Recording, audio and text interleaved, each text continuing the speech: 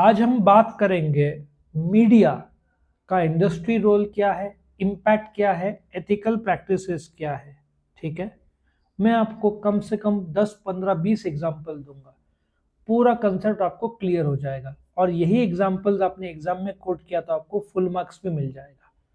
तो वीडियो शुरू करने से पहले यदि आप इस वीडियो के डिस्क्रिप्शन में गए तो आपको बिजनेस एथिक्स और दूसरे सब्जेक्ट का प्लेलिस्ट मिल जाएगा।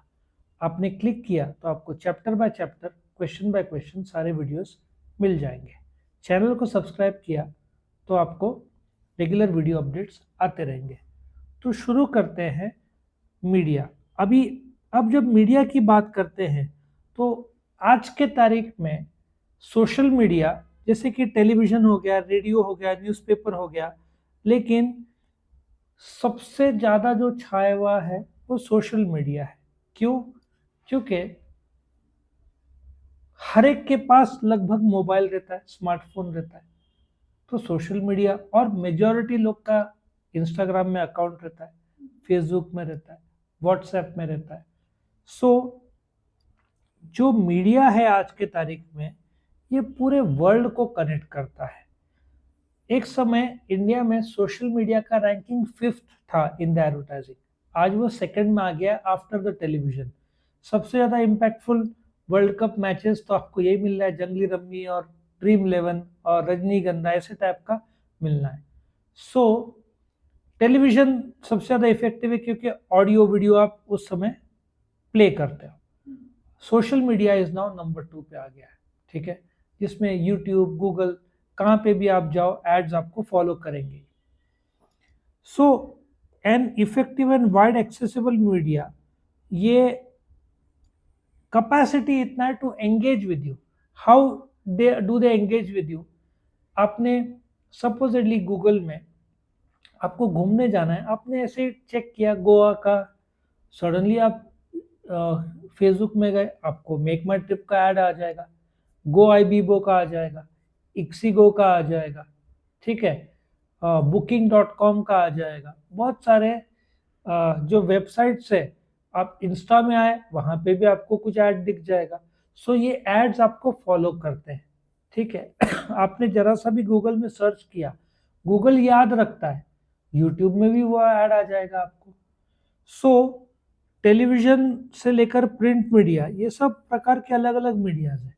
सब मीडिया के अपने एडवांटेजेस है, सब मीडिया के अपने डिसएडवांटेजेस है। सो कम्युनिकेशन ये अलग अलग प्रकार से वक्त के साथ साथ बदला है, इवॉल्व हुआ है। लेकिन आज के तारीख में जो सबसे ज़्यादा चलता है वो डिजिटल मीडिया चलता है उसमें भी डिजिटल टेक्नोलॉजी और आर्टिफिशियल इंटेलिजेंस यूज करके लोग अपग्रेड करते हैं। अभी कोका कोला ने एक ऐड आर्टिफिशियल इंटेलिजेंस के थ्रू माना गया कि बनाया था। अगेन मीडिया वालों ने शुरू कर दिया ट्रोलिंग टाइप या जो भी कमेंट्स करना। सो मास मीडिया ये इंटीग्रल पार्ट ऑफ लाइफ है। 30-40 साल पहले आप चले जाओ तो जब एक टेलीविजन सीरियल आता था या कोई न्यूज़ का प्रोग्राम आता था, सो मैं हमेशा सोचता था ये लोग चलाते कैसे हैं। 1 घंटे में आधे घंटे के बाद एक छोटा सा ऐड डाल सकते, ऐसे ही ख्याल आता था मुझे कि क्यों नहीं डालते, कमाने का जरिया है। और आज ऐसा लगता है क्यों डालते हैं ऐड, क्योंकि हर 5-10 मिनट में शुरू हो जाएगा आपका ऐड। आया समझ में? हर जगह पे आपको ऐड मिलना है। आप टीवी देखो, ऐड आ जाएगा। आप, हाँ, नेटफ्लिक्स में, हॉटस्टार में आप मूवी देख रहे हो, सब्सक्राइब नहीं किया तब तो ऐड आएगा ही आएगा। ठीक है, और नेटफ्लिक्स में सब्सक्राइब किया है तो वहां पे ऐड नहीं आएगा। 199 का प्लान है आपका तो फिर ऐड नहीं आएगा, लेकिन आपको 199 भरना पड़ेगा। आपको यूट्यूब में ऐड नहीं चाहिए तो उतना 150-200 रुपये महीना भरो। ठीक है, सो डिजिटल कम्युनिकेशन बहुत इवॉल्व हुआ है। Technology and variety of media available to connect people. हमारे टाइम में यदि किसी से बात करना है अमेरिका में, रिलेटिव्स या किससे, तो स्काइप होता था, माइक्रोसॉफ्ट का स्काइप था। ठीक है, आज कितने सारे हो गए। आप व्हाट्सएप वीडियो कॉल कर सकते हो, फेसबुक है, इंस्टाग्राम है, फेस टाइम है, बोलते ना 50 तरीके आ गए हैं। जैसे दुबई में व्हाट्सएप कॉल नहीं होता तो बॉटिम करके आई थिंक एक कॉल उससे होता है। सो टेक्नोलॉजी से वाइड प्रकार से आप कनेक्ट कर सकते हो वर्ल्ड में कहीं पे भी। ठीक है, so connectivity of the internet so powerful हो गया है कि आज वर्ल्ड में कहीं पे भी कोई घटना होती है 5 मिनट के अंदर पूरा वर्ल्ड में न्यूज़ चला जाता है, ठीक है। सो इम्पैक्ट क्या हुआ है, रेडियो और टेलीविज़न जो है ये इंफॉर्मेशन पासिंग के एक बहुत इम्पोर्टेंट ज़रिए हैं, ठीक है। लेकिन ऐसा पाया जा रहा है इनसे ज़्यादा इम्पोर्टेंट सोशल मीडिया हो गया है। The impact of television and radio बहुत ज़्यादा है। रेडियो अभी शहर में कम हो गया है, गांव में अभी भी चलता है। लेकिन एक ज़माने में जब टेलीविज़न, आप 40 साल पहले जाओ, उस समय सिर्फ दूरदर्शन हुआ करता था, उसके बाद जी आया था और फिर सोनी और सब आने लग गए, ठीक है। लेकिन उस टाइम में सिर्फ एक चीज़ चलता था, रेडियो। कहीं पे दुकान में चले जाओ रेडियो चलता था। आज दुकान में चले जाओ मोबाइल चलेगा, रेडियो नहीं चलेगा। तो रेडियो का इम्पोर्टेंस कम हो गया है।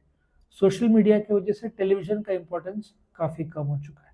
क्यों थिएटर्स में लोग नहीं जा रहे हैं? उनको पता है 1-2 महीने में नेटफ्लिक्स या अमेजन प्राइम या सोनी लिव या जी में प्राइम में आ ही जाएगा, तो क्यों जाना?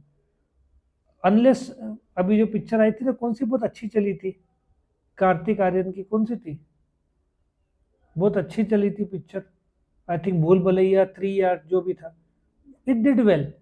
लेकिन बाकी बहुत सारे पिक्चर आजकल चल ही नहीं रहे, क्योंकि ओटीटी प्लेटफॉर्म में लोग वेट करते हैं आने का। आज 1-2 महीने में आ जाता है, ज़्यादा लेट होता भी नहीं है। अनलेस मूवी सक्सेसफुल है तो 6 महीना लगता है, नहीं तो आ जाता है। सो रेडियो टेलीविज़न ये मास मीडिया माना जाता है। लिटरेट इलिटरेट सब सुन सकते हैं, देख सकते हैं।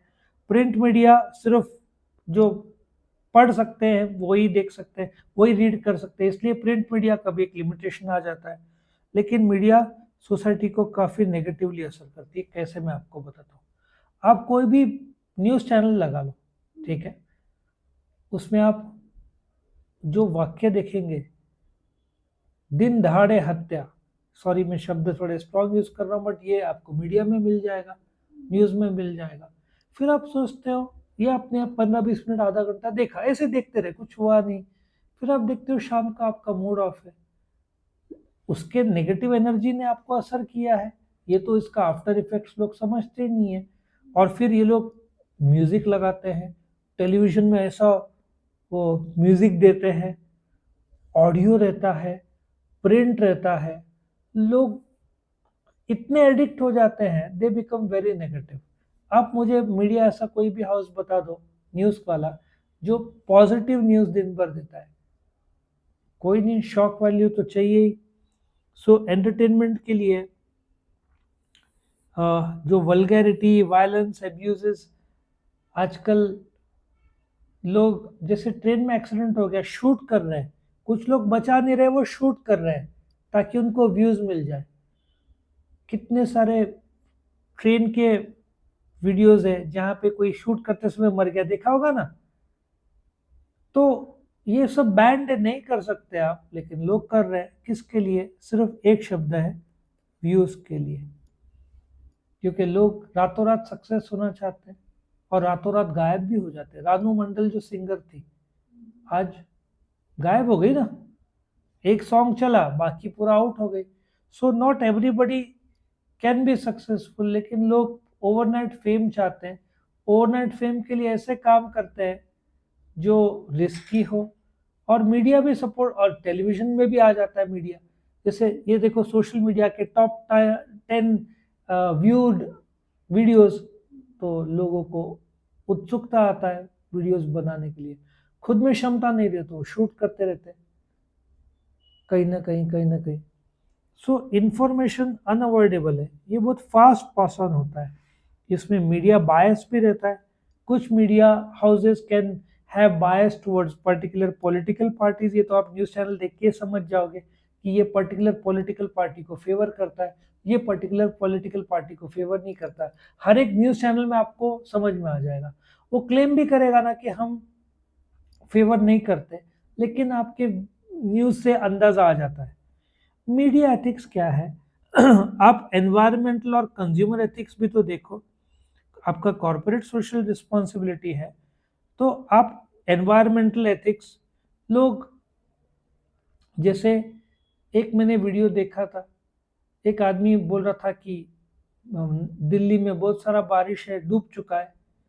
किसी और ने शूट किया था, कुछ डूबा नहीं था, वो टेम्पररी थोड़ा पानी था, वो बस उसमें जाकर दिखा रहा था, बाकी रोड सब क्लियर थे। सो एनवायरमेंटल एथिक्स, लोग डर जाते हैं सब चीज देख के। बारिश के टाइम में एक ही चीज, बाढ़ आ गया, ठंडी के टाइम में एक्सट्रीम ठंड, गर्मी के टाइम, ये लोग यही बताते रहते हैं। ठीक है, तो इसकी वजह से बहुत सारा दिक्कत आता है।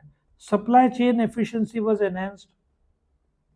अब मल्टी लेयर्ड अप्रोच, जो सप्लाई चेन की बात कर रहे हैं, जिसमें energy consumption, waste production, part of the steps below. Companies carbon footprint क्या होता है? जब एक कंपनी चलता है, उसके धुआं निकलता है, वाटर वेस्ट है, अलग अलग प्रकार के वेस्ट है।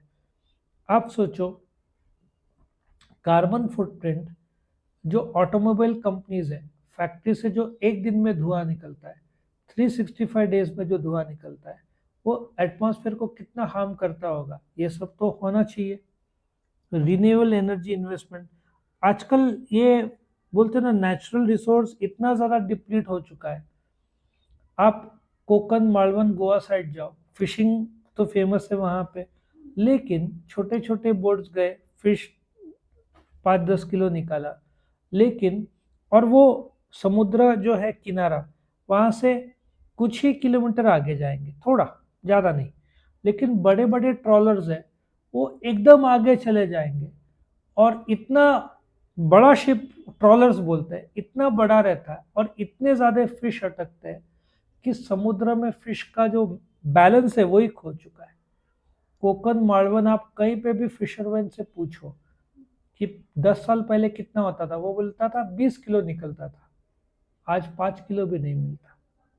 इतना फिशिंग हो गया, ओवर फिशिंग जो बोलते हैं। इन्वेस्टिंग इन फिलेंथ्रोपिक, सो जो इन्वेस्टमेंट है, आप फिलेंथ्रोपिक बोलते ना, दान धर्म पुण्य वाले काम करो।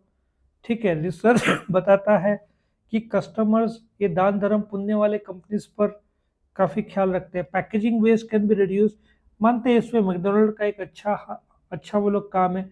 वो लोग मैकडोनल्ड्स रिसाइकल्ड पेपर यूज़ करते हैं और बोलते भी हैं। जोमेटो, स्विगी भले ही डिस्काउंट्स उनके आर्टिफिशियल हो, लेकिन वो लोग भी पेपर्स, रिसाइकल्ड पेपर, और उसमें भी वो लोग का योगदान है। Water that is not consumed mindlessly, अभी जॉनसन एंड जॉनसन ने आइडेंटिफाई किया फुटप्रिंट, ये भी जाने दो, मैं आपको एक लाइव एग्जांपल, न्यूयॉर्क में अभी अनाउंस किया गया, ब्रश करते समय जो नल चालू रहता है उसको बंद करो, न्यूयॉर्क में पानी कम पड़ रहा है अभी। साउथ अफ्रीका में कौन सा, केप टाउन शायद, इट बिकेम ड्राई। बैंगलोर में पानी, सारे लेक सूख चुके थे लास्ट ईयर, मतलब सूख चुके थे, मतलब सूख चुके थे, पानी का शॉर्टेज। लोग नहाने के लिए मॉल्स में जा रहे थे, जिनके 2-5 करोड़ के फ्लैट है बैंगलोर में, लग्जूरियस, पानी नहीं है, एक दिन छोड़ के वो लोग नहा रहे थे। आप सोचो क्या हालत हो गया है बैंगलोर का। और बैंगलोर जहाँ पे आईटी के लोग हैं, उनको 2-2 लाख रुपए महीने का पैकेज है, और वो लोग मॉल में जा रहे नहाने, क्योंकि फ्लैट में पानी नहीं आ रहा है, क्योंकि पानी अवेलेबल नहीं है। सोचो, पानी को ध्यान से नहीं कंज्यूम किया जाए तो केप टाउन, बैंगलोर, न्यूयॉर्क, आप अमेजन का जो नदी है ना, नाइल ले लो, इजिप्ट का, आई थिंक वर्ल्ड का सबसे, नाइल वर्ल्ड का है कि नहीं मुझे चेक करना पड़ेगा, नाइल छोटा पड़ गया है। और ऐसे भी वीडियोस मैंने देखा कि इस जगह नदी जाता था, अभी सूखा है, बोट्स ऐसे ही पड़े हुए हैं, पानी नहीं है, तो व्यापार भी खत्म, क्योंकि वो जा ही नहीं सकता।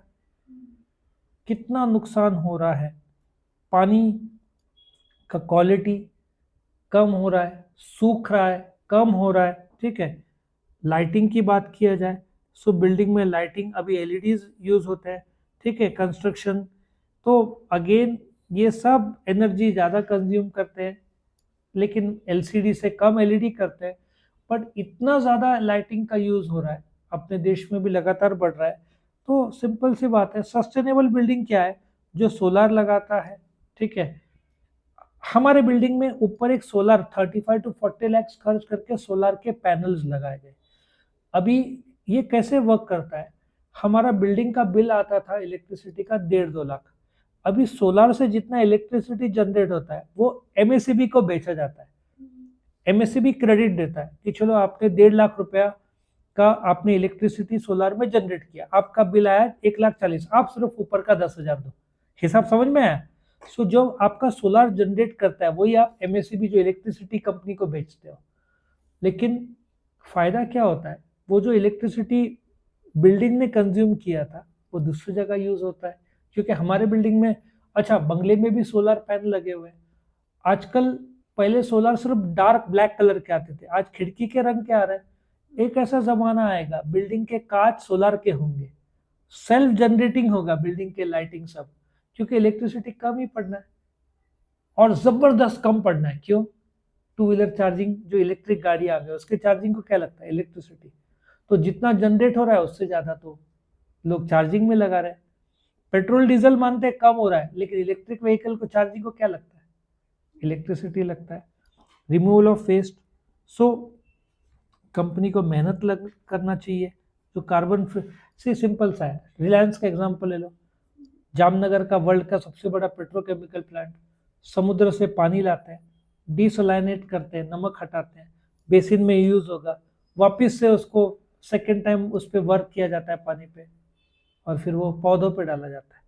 इसको बोलते हैं सस्टेनेबल, बोलते हैं ना, an efficient removal of waste, waste हटा के ये लोग और ये और नेक्स्ट पॉइंट मैच करता है, सस्टेनेबल, आप वातावरण का नुकसान कम कर रहे हो। एफिशिएंट ट्रांसपोर्टेशन, अब व्हाट इज ग्रीन ट्रांसपोर्टेशन, मैं आपको एग्जांपल देता हूँ। मारुति कंपनी हरिद्वार में, उनको चेन्नई में मारुति नहीं है, नॉर्थ में मारुति है, चेन्नई में आपके टोयोटा ये सब मिल जाएगा आपको। तो पहली बार मारुति के हिस्ट्री में मारुति ने जो कार्स है वो शिप से भेजा था from Haridwar to Chennai. Government ने 2,000 पर कार सब्सिडी भी दिया था। नाउ जो ट्रक 7 दिन लगता है हरिद्वार से चेन्नई जाने, वो ट्रक जो धुआं छोड़ेगा वो तो खत्म हो गया ना। शिप थोड़ी, जो नदी है उसमें तो पोल्यूशन नहीं होगा। सो और आजकल एक और नया अमेजन के गाड़ियों में ई व्हीकल दिखते हैं, महिंद्रा के गाड़ियां है ना, अमेजन वाला जो डिलीवरी करने आता है वो इलेक्ट्रिक व्हीकल में आता है। सो कार्बन फुटप्रिंट कम हो गया ना आपका। सो ये नया कंसेप्ट आ रहा है, सब धीरे धीरे जो एमिशन है ना कम हो रहे हैं, क्योंकि इलेक्ट्रिक गाड़ियां, नए टेक्नोलॉजी, आजकल सब आर्टिफिशियल इंटेलिजेंस यूज कर रहे हैं। अब गवर्नमेंट भी इसका यूज कर रहा है, जो स्पैम कॉल्स आते थे आपको थोड़े कम हुए हैं, क्योंकि गवर्नमेंट ने आर्टिफिशियल इंटेलिजेंस लगाया है, ठीक है, तो इससे थोड़ा फर्क पड़ा है। कंज्यूमर एथिक्स है, कंज्यूमर बोलते ना, कंज्यूमर को भी पता होना चाहिए कौन सा एथिक्स है कौन सा अनएथिकल है। जैसे कि प्राइस टैग लगाया 100 रुपए का, जैसे कि एक शर्ट आप ले रहे हो 50% डिस्काउंट, पहले 1,000 रुपया था अभी 2,000 करके 50% डिस्काउंट दे रहे हैं, नकली डिस्काउंट है। ये सब अनएथिकल प्रैक्टिसेस है, ठीक है। कोई भी हार्म, कोई भी फॉल प्ले नहीं होना चाहिए। सो जनरल लेवल पे आप हर जगह पे एग्जाम्पल लिख सकते हो। तो इस प्रकार से आपको यदि ये वीडियो खत्म होता है, वीडियो पसंद है तो लाइक करना, फ्रेंड्स के साथ शेयर करना। आप वीडियो के डिस्क्रिप्शन में जाकर प्लेलिस्ट भी देख सकते हो, जिसमें आप क्लिक करोगे तो chapter by chapter, question by question सारे वीडियोस मिल जाएंगे आपको। Thank you for watching.